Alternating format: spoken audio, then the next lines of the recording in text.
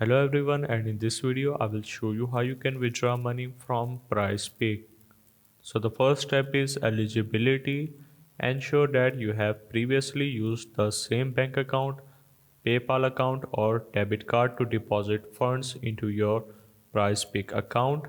The next step is minimum withdrawal amount. Withdrawal must be for $10 or more to be processed. The third step is withdrawal process. If you are using the PrizePick app, you just need to navigate to the menu located in the top left corner.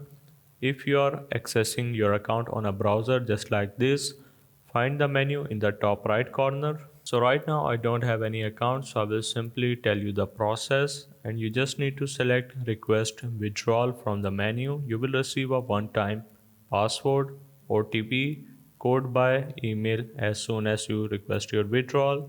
No further action is needed on your part. PrizePick will send you an email to confirm whether the withdrawal was successful or not. So that's the process of how you can withdraw money from PrizePick.